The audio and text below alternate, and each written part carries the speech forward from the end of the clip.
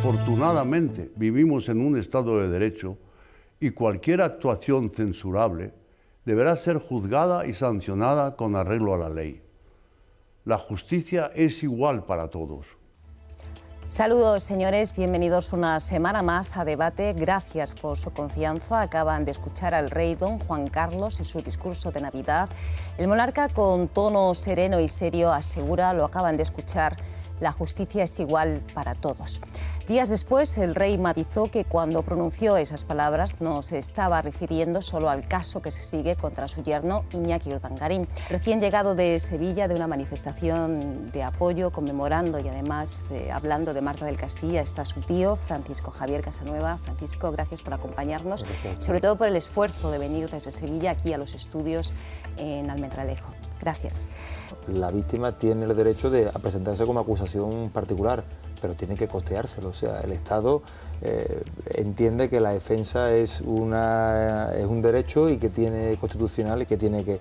Pero bueno, el fiscal representa al Estado, no representa a la víctima. La víctima tiene que costearse todos esos procedimientos. De ahí, Francisco Javier, esas manifestaciones de apoyo. No sé si tenemos la oportunidad de ver esas imágenes de estas manifestaciones que se han producido hoy, como decíamos, en más de 40 ciudades del todo territorio español, también aquí en la comunidad de Extremadura, en Cáceres concretamente, las manifestaciones multitudinarias bajo un solo lema, el mismo lema que lleva Francisco Javier impreso en su jersey, Todos somos Marta, pidiendo precisamente justicia por una sentencia que en principio ustedes, cuando se produjo, calificaron de aberrante, ¿no? Llegó usted incluso a decir que era una aberración para un país que se dice democrático. Es una aberración porque, no, por decir un detalle a los juristas, ¿no? El juez dice que una de las imputadas, pues en su declaración dice la verdad, en cambio Antonio del Castillo, que es el padre, va a una ventana a una hora.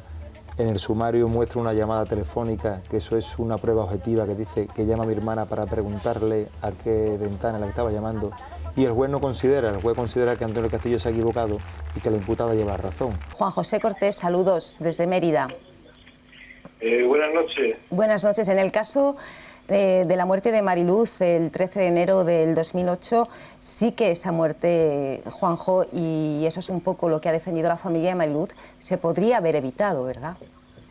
Si no hubiera habido errores judiciales. Hombre, claro, aun en contra de lo que dicen algunos para sacudirse el polvo de su vestidura, en el caso de mi hija se cometieron errores judiciales y está demostrado por la propia justicia, ¿no? En la sentencia que se ha dictado contra Santiago del Valle. Si Santiago del Valle hubiera estado en la cárcel en el momento de que asesinó a mi hija, seguramente mi hija estaba viva ahora mismo, ¿no?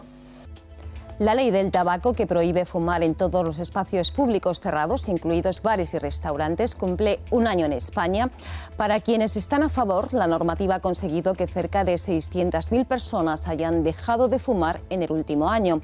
Para los que están en contra, para los que tuvieron que reformar sus locales o para los que viven de la producción del tabaco, la ley es un atentado a la libertad individual para ejercer el derecho a fumar.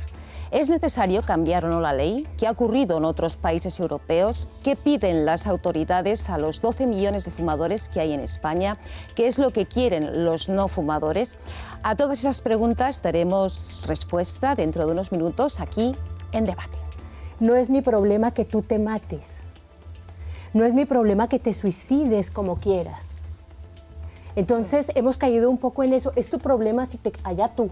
Esa individualidad nos ha hecho perder la perspectiva de conjunto.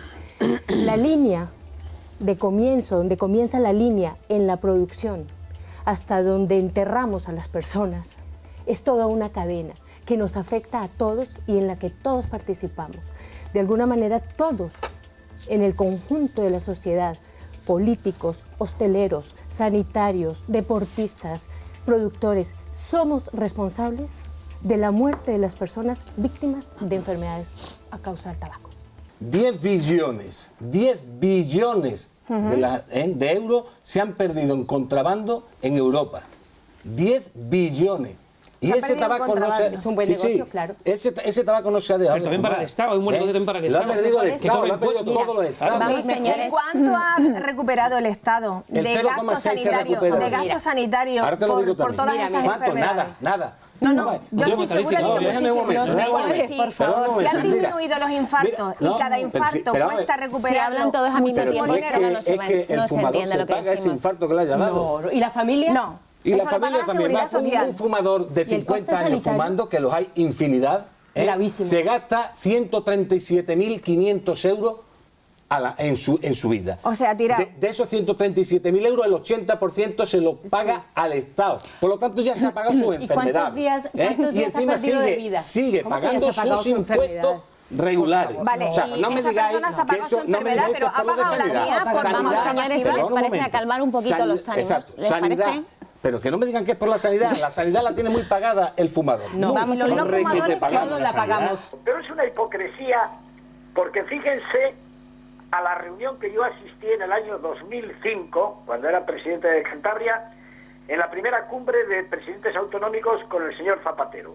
La cumbre tenía un orden del día único: tapar el agujero sanitario que se elevaba a 10.000 millones de euros entre todas las comunidades autónomas. Y entonces se suscita un debate, se propone subir un tramo del IRPF de competencia autonómica, todos dijimos no, subir la gasolina en la competencia que tenemos en las autonomías, no. Al final, ¿qué se decidió por unanimidad? Que el agujero sanitario lo pagase una subida de impuestos del tabaco. Es decir, que se tapa el agujero sanitario con la subida de un impuesto del tabaco, que yo voté favorablemente. Yo fumo un puro diario. Un puro diario. Sí, desde el 52. Pues, señoras Montiel, Le habla nuestro doctor. encantado de hablar con usted. Mucho gusto. Debe ustedes saber que los puros son un tabaco refinado, por así decirlo, que tienen menos adictivos que el tabaco de los cigarrillos, pero que es también nocivo para la salud y agresivo. Es muy malo, sí.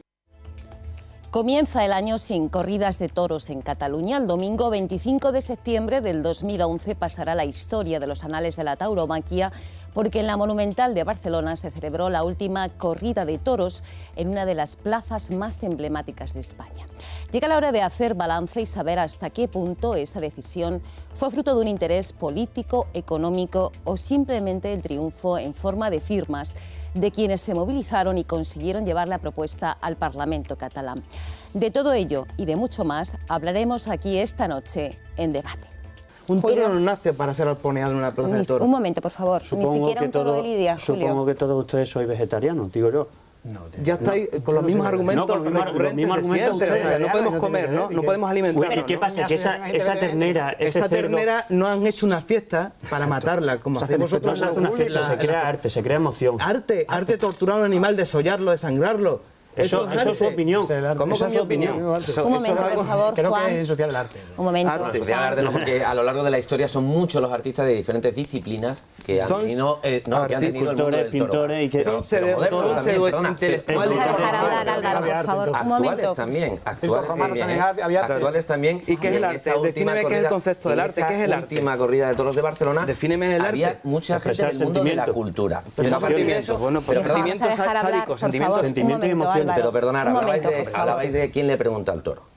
¿Y quién cría si no ese toro? Pues que no ¿Para los qué críen, se que cría no los ese toro? críen. Entonces los primeros detractores sois ustedes. ¿Desaparece una raza? No es una raza, Tony. Y no No es una es una raza. variedad. ¿Quién va a criar un toro de Lidia? Pero ¿para qué queremos criar toros de ¿Quién va a estar Lidia? criando durante Pues no tanto se tiempo? cría. Bueno, entonces los primeros detractores sois ustedes que queréis terminar con un animal. Pero no es terminar con un animal. Las vacas se van a extinguir. No es que una Las vacas se van a extinguir. Un momento, señores, por favor. O sea, ¿por qué permitimos que un animal pueda morir así cuando en la Unión Europea y en todos los sitios se dice que eso es una forma de morir muy cruel y que produce una agonía? ¿Tú nunca te has atragantado con comida y has pasado unos segundos sin aire? Pues imagina multiplicado por 5 o 6 minutos que está el toro asfixiándose en su propia sangre mientras muere. Y eso Un está momento, demostrado. Virginia, Eso está demostrado. Hacerle una pregunta. ¿Han reconocido ustedes, como defensores de los animales, que saben que hay otro tipo de animales que sufren? Sí, muchos, todos. Muchísimos ¿Y animales. ustedes han visto que, según ustedes, según uno de los parámetros que ustedes utilizan, de que esto cada día le interesa a menos gente de la sociedad, ¿cómo se han fijado ustedes en esto?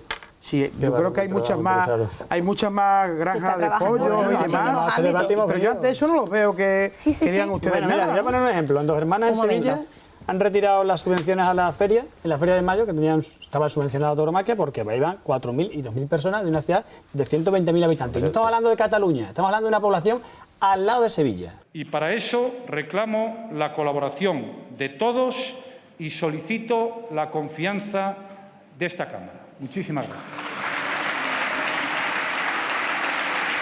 Pues todo apunta a que estamos ante un año especialmente difícil. ¿Será este el peor momento de la crisis, señor Ortiz?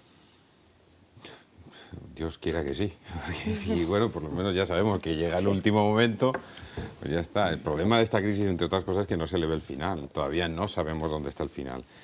Y 2011 ha sido un año terrorífico y 2011 todo apunta a que va a serlo mucho peor.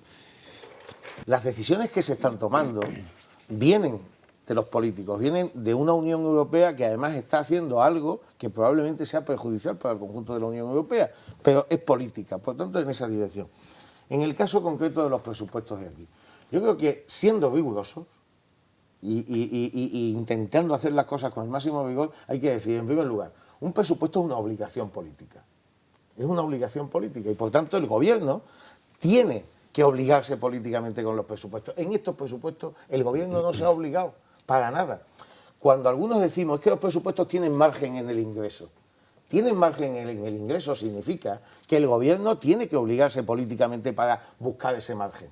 Y ahí tiene que entrar en acuerdo con el resto de la sociedad, con los agentes económicos y sociales y con las fuerzas políticas. ¿Para qué? Para obligarse en los ingresos. Es decir, hombre, sí, pues claro que enajenar patrimonio, por ejemplo, por valor de 8 millones de euros es poco. Es que te estás obligando poco. Es que te tienes que quebrar la cabeza, tienes que trabajar.